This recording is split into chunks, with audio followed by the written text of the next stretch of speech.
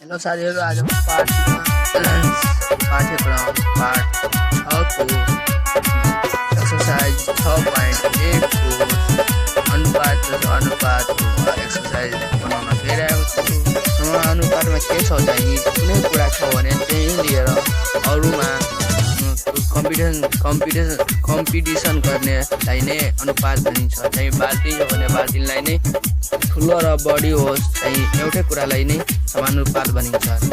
यो हो यता के छ भिन्नमा 5/3 5 भागिएको 3 भाग बुझाउँछ। अनुपात 3:2 ले जम्मा 3 + 2 = 5 भाग भन्ने बुझाउँछ। चाहिँ त्यही छ। योमा के भनिरहेको छ अनुपातले समानुपात एकाइ परिमाणलाई मात्र तुलना गर्छ। के एउटै कुरा लिएर एउटै कुरा दुईवटा हुन्छ भने त्यसलाई नै अनुपात हुन्छ भनिन्छ। अनुपात देख्दा एकाइ देख्नु हुँदैन, अनुपात हेऱ्यो भने एकाइ हेर्नु पर्दैन। अब एक्सरसाइजको क्रममा पाठ्यक्रममा एउटा अभ्यास बनाइदिएको छ। तपाईँहरू यो एकचोटि तपाईँहरू सारिहाल्नु र बुझिहालेर एनी एक्सरसाइज गर्नु होला। एनी एक्सरसाइजमा के दिएको छ तपाईँहरूको यति सानो कुरा तलका प्रत्येकको अनुपात व्यक्ति लघुतम पदमा रूपान्तरण गर्नुहोस्।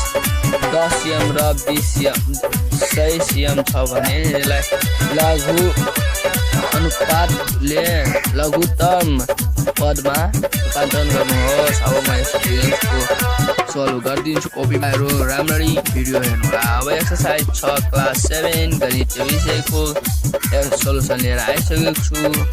म आफ्नो श्री नेसनल बेसिक स्कुल मझौको च्यानलमा। तपाईँहरूलाई योमा के दिएको छ तलका प्रत्येक अनुपातदेखि लघुतम पदमा रूपान्तरण गर्नुहोस्। त्यही कुरा छ। अब क नम्बरमा के दिएको छ 10 cm र 100 cm छ भने 10 cm र 100 cm छ भने 10 cm/100 चाहिँ यो 0 कट्यो भने चाहिँ के 1/10 भयो भने 1/10 चाहिँ तपाईँहरू यता therefore दिएर 1:10 बन्छ भने आन्सर मिल्छ। तपाईँहरूको मिल्यो। यही खर्ममा के छ रुल पैसा दिएको छ 180 र 240 अनुपातमा ल्याउनु दिनु होला। यो क्वेसन फेरि सारिदिनु होला। त्यस्तै फेरि छ चाहिँ त्यस्तै लघुतममा लिएर जानु होला। 180 यो गयो र 0 गयो भने 18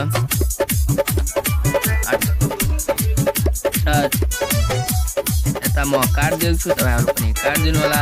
4/6 हुन्छ भने 1 2 जा 4 र 3 दुना 6 भयो। कटियो र 2:2 therefore 2:3 गरिदिनु होला। ख नम्बरको अब ग नम्बरमा के गरिरहेको छ 10 kg र 2 kg दिएको छ। 10 kg र 2 kg समाधान दिएर फेरि साल दिनु होला। क्वेसन फेरि 10 kg र 2 kg दिनु kg कटियो कटियो भने त हुन्छ 10 2 भने 5 दुना 10 भयो। अनि 2 अनि 2 1 2 भयो। कटियो 5:1 आन्सर मिल्यो। हाम्रो तपाईँ पनि आन्सर मिल्छ। चाहिँ 8 घन्टा र 24 घन्टा दिएको छ भने 8 घन्टा त्यस्तै फेरि 8 घन्टा र 24 घन्टा दिने र फेरि तपाईँहरू के गर्नु होला 8/24 दिनु होला। घन्टा दिनु होला। घन्टालाई काटिदिने फेरि यता आउँछ 8/24 त 4 दुना 8 भयो। 4 दुना 8 र 12 दुना 24 फेरि काटिदिनु 6 दुना 12 2 दुना 4 भयो। 2/6 यो भने 2 1 2 2 दुना 2 3 6 भयो। 1:3 आन्सर तपाईँको मिल्छ। चाहिँ अब अङ्क नम्बरमा के दिएको छ अङ्क नम्बरमा दिएको छ 150 मिलिलिटर र 1000 मिलिलिटर।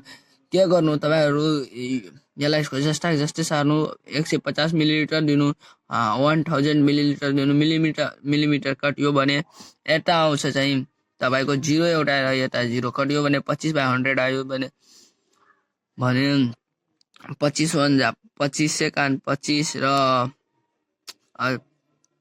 4 50 चौके 25 चौके 100 भयो। 1 र देयरफोर दिनु होला देयरफोर दिएपछि 1 रेसियो 1:4 दिनु होला आन्सर मिल्छ तपाईहरुको तल दिएको संख्या अब चाहिँ 2 नम्बरमा के दिएको छ तल दिएको संख्या रेखामा प्रत्येक भागले जनाउँछ सोधिएका दूरी अनुपात पत्ता लगाउनुहोस् अब के दिएको छ तपाईहरुको 2 नम्बर क्वेशन के दिएको छ तपाईहरुले म पढाइदियो चाहिँ के दिएको छ तल दिएको संख्या रेखामा प्रत्येक भागले 1 सेन्टिमिटर जनाउँछ सोधिए दूरी अनुपात पत्ता लगाउनुहोस् तपाईहरुको क्वेशन दिएको छ 1 नम्बरमा के दिएको छ एबी र एजी बनेको छ भने एबी को कति हुन्छ 1 एबी को र एजी कति हुन्छ एजी को चाहिँ 6 हुन्छ क्वेशनमा तपाईहरु त्यही छ जस्ताको क्वेशन सार्नु होला त्यसपछि एबी =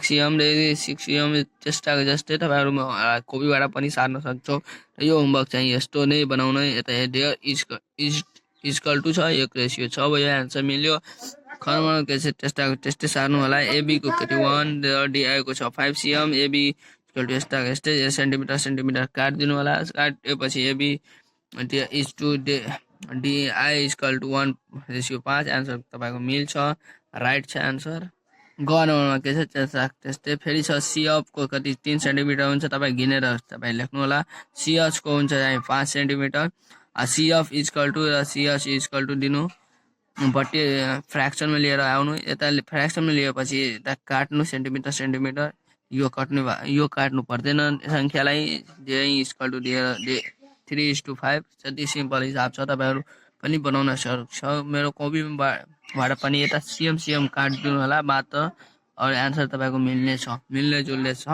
अब अंक नम्बरमा के छ त्यस्तै म पनि क्वेशन सार दिएको छु तपाई क्वेशन सार दिएको छु भने यता AF = यति छ यसको यति छ AF को यति र त्यस्तै 5 cm र बटे 8 cm छ भने यता AF = AI = 5 cm र 5:8 आन्सर हुन्छ अब म तपाईहरुलाई 3 नम्बरको के हेर्न गइरहेको छु एक्सरसाइज अभ्यास दिएको चित्रबाट छाया पारिएको र छाया नपारिएको भागको अनुपात निकाल्नुहोस् त्यो देख्छ भने त्यसको फिगर छ त्यो फिगरबाट अनुपात निकाल्नु छ ल के छ 2/4 छ 2/4 यति त्यस्तै फेरि 1/4 छ भने 1/4